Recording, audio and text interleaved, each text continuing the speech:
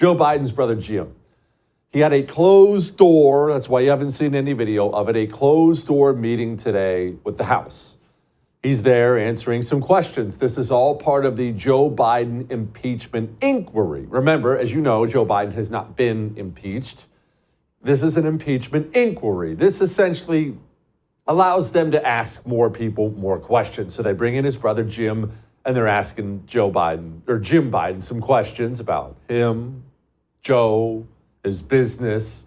And along those lines, what are the things they were talking about today? Well, this is actually interesting. It's not interesting because the story in and of itself is interesting. It's interesting because it's a wonderful preview of how things are done, how corruption, bribery, scandal, how it's done at a federal level, at a DC level.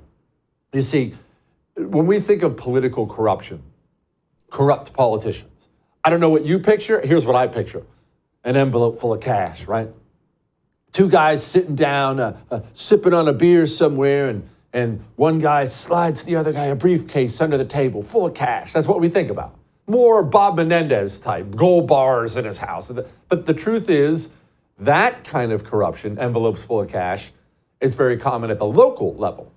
Your big city, your small town, wherever you're watching me from, that's where that stuff happens.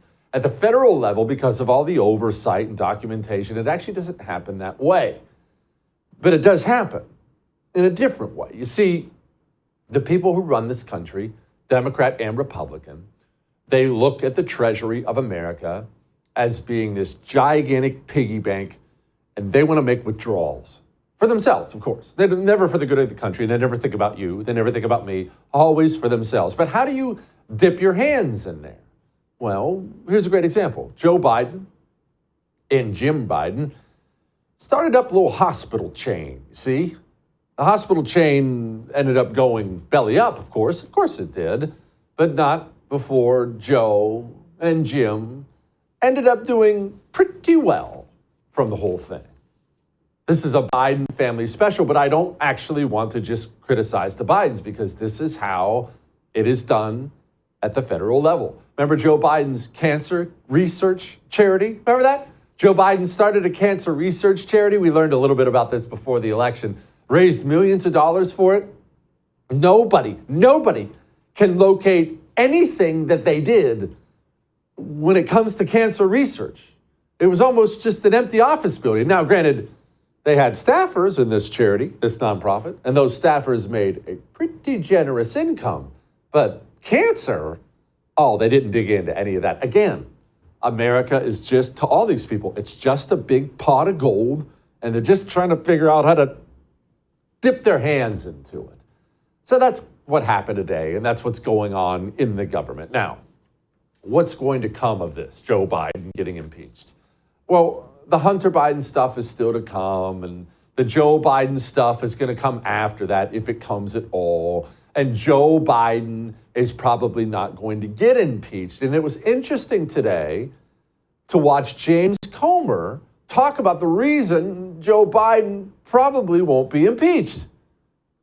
Kentucky Congressman James Comer tells Spectrum News the math keeps getting worse for Republicans, whose narrow majority in the House got even tighter after losing a New York seat. I think the conference will get to see what happens with this Mayorkas impeachment in the Senate and how serious the Senate treats that as to whether or not we impeach Joe Biden over here or we just focus on holding him accountable.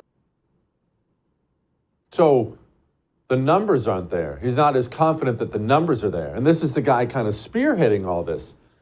And that is interesting. The numbers aren't there. What numbers? Well, the number of Republicans in the House. James Comer saying we don't have enough Republicans in the House to impeach. That's interesting. Hang on a second. Let me grab a document here. Sorry, this is a list. This is a list of Republicans in the House who voted to expel George Santos. George Santos, who was convicted of no crimes, none whatsoever. But anyway, James Comer's worried that he doesn't have the numbers. I just want to look at this list really quickly of people who voted to have George Santos expelled. And man, that is so weird. There's a name on this list that James Comer. Huh. So James Comer, just recently, voted to kick out a Republican who was convicted of no crimes whatsoever. In fact, even the alleged crimes he committed were committed before he got to the House. So James Comer just reduced the GOP's majority in the House. We, of course, lost that special election. Now a Democrat holds it. And now James Comer is telling you we can't impeach Joe Biden because we don't have the numbers. Is that not the most GOP thing in the history of GOP things? And that brings us to the impeachment that we've already had, the impeachment of Mayorkas. Remember, they impeached them in the House. The actual trial is in the Senate. Alejandro Mayorkas has already been impeached. Impeachment is done, remember, but impeachment is not removal. What it does is it moves this whole thing to the Senate where they have a trial. Except, you see, communists don't do things like the low T loser GOP does. You know what I was thinking about this morning? I'm not getting sidetracked, just stay with me. You know what I was thinking about this morning? I was thinking about the moments in the last 5-10 years where they were critical moments and we failed, or someone failed. You know, we could have zigged and we zagged. Should have zigged and we zagged. I think a lot about those moments, and one of those moments was Donald Trump gets elected president. He appoints Jeff Sessions as his AG, the country's AG. And immediately, Democrats and the system, they launch a heavy propaganda campaign that Donald Trump is a Russian asset. There was Russian collusion, Russia. You remember all this stuff. And Jeff Sessions, in facing all that propaganda, instead of saying, no, there wasn't Russian collusion. In fact, as AG, I am announcing today that I'm launching an investigation into the FBI, into the CIA, into every organization that promoted a phony Russian collusion story. Instead of doing that, Jeff Sessions did the right thing. Remember it?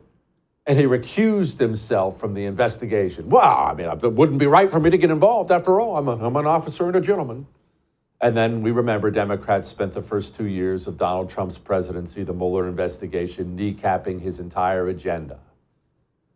Which brings me to where we are now. That's how Republicans do it, doing the right thing. Of course, to destroy themselves, their agenda, and the things you care about, but it's the right thing, obviously.